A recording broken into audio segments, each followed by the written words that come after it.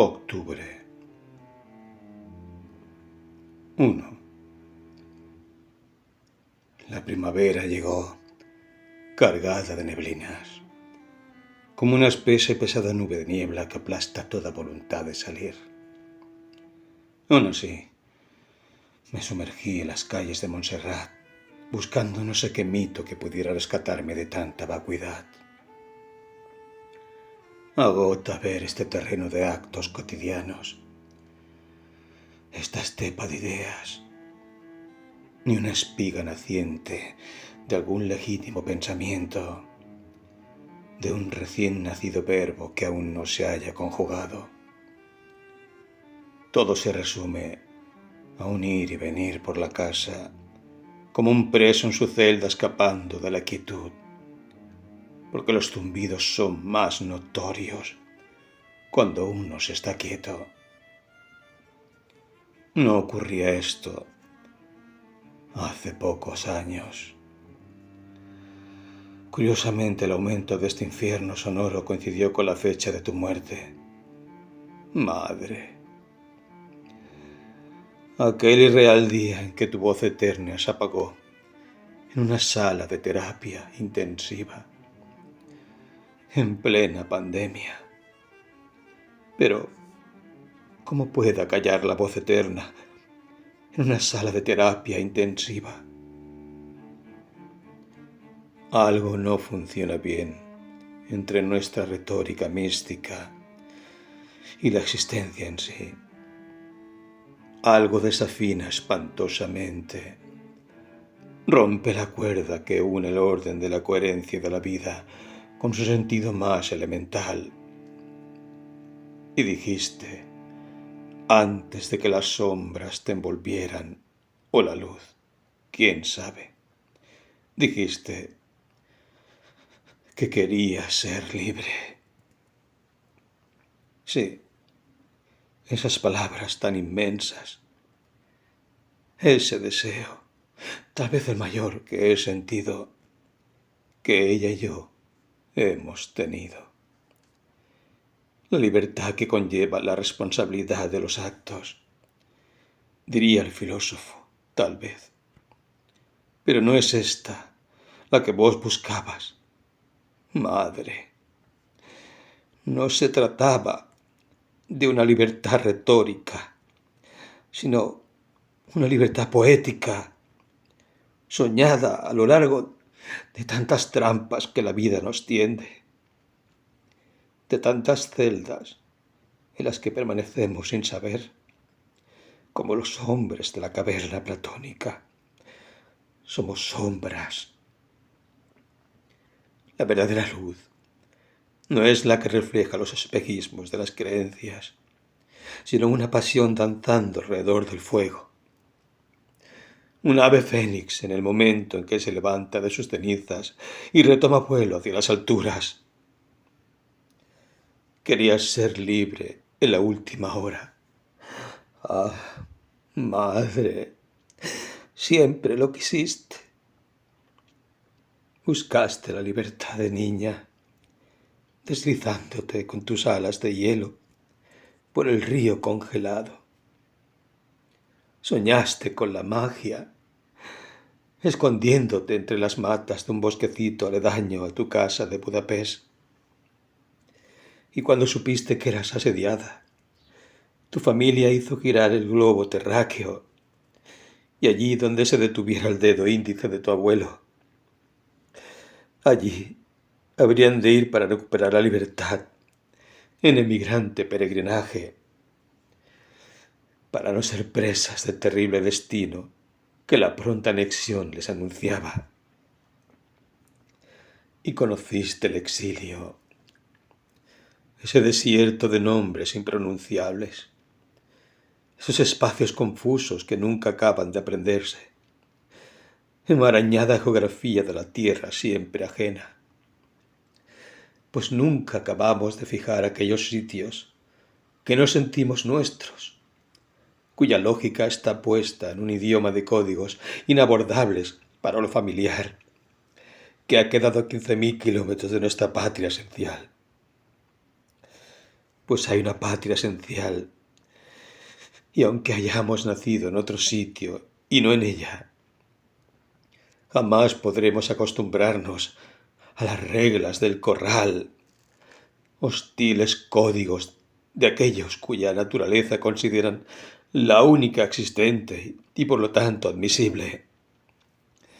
En cambio, los cisnes, los albatros, los emigrantes, los poetas, son eternos peregrinos. El tiempo que es nunca es el propio, y el pasado se esconde en conjeturas, porque en este punto, después de 3 generaciones, solo nos queda el relato para recordar lo más íntimo. Y así devenimos, sin pasado ni presente propio. Y vos, tan discordante con el orden de esta patria almidonada que recibe el tiempo que expulsa. Curiosa perversidad del argentino que odia a sus congéneres. O tal vez sea esto propio de todo pueblo sojuzgado, cuya esclavitud ignora, o lo que es peor, la conoce y no le importa. Incluso la aplaude. Propio, digo, de todo país hipnotizado por el becerro de oro del angloamericano imperio. El caso es que, de celda en celda, de fosa en fosa, vamos migrando y levantándonos. A veces sonámbulos, a veces rebeldes, pero siempre irremediablemente extranjeros de nuestras acciones. Y pocas horas antes de que amanezca octubre, ella escucha cómo golpean ahora abiertamente los caños desde todas partes. Luego oye risas.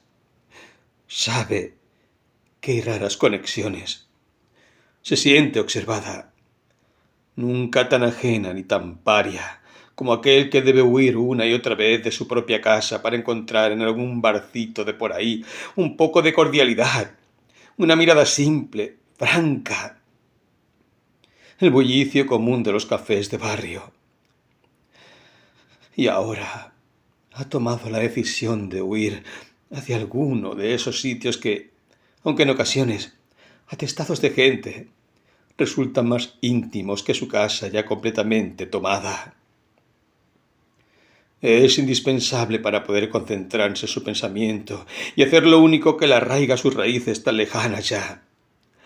Sin embargo, al contemplar el viejo empapelado de su pared que se embolsa y se pudre mientras atrás cae como quien expirara, lloviendo, llorando su revoque, cuando mira la puerta vejada del patio, con su larga cicatriz de madera que poco a poco se abre, dejando entrar un hueco de luz del pasillo, desea quedarse allí, morir con ella como el capitán en su barco, hacer un requiem final menos agónico que este lento estertor que nunca acaba. Ella también quiere ser libre, retornar a alguna parte, a la matria, a la tierra inexplorada de las almas de sus ancestros, a un sueño de infancia inicial, pero no este octubre cargado de presagios, no esta prolongación del tiempo en pequeñas navajas diurnas, nocturnas, noches de medio dormir, de despertar entre ladridos de perro en el pasillo, confundiendo ya los sueños con esta realidad de fabulosa incongruencia. Pero ¿cómo volver a anudar los días? ¿Cómo darle a cada hora ese precioso reloj de la naturaleza? La hora del rocío, la del alba, la de la mañana modorrada y sin sobresaltos, la de un mediodía de mate y tortas fritas, una tarde de arrayanes de luz y un volver a la casa, puertas adentro, como quien retorna al centro del propio corazón. 2. Y en la tarde de Rayán, acodada contra el ventanal de un pequeño bar colonial, mientras iba poniéndose el sol sembrando de perlados reflejos la cúpula blanca del edificio de enfrente. Ella escribió otra vez, recuperada en su poesía, sin dejar de saber que pronto volvería la amenaza, que octubre se extendería como una telaraña, poblado de acontecimientos inquietantes. Urdimbre de sueños. Se había refugiado en el punto exacto, donde el poniente echa óxido sobre la llanura. Había buscado la soledad. Era natural. Tanto tiempo transitando espejismos. 2 veces había visto desangrarse las naciones.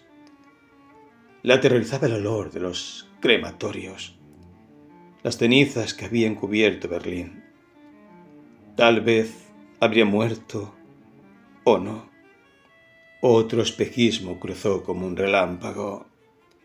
La capucha, las risas entre un sordo sonido de radio a transistores, el hedor de los cuerpos hacinados, el bendecido traslado donde quizás, aún narcotizada, sintió en la caída su último contacto con el mundo.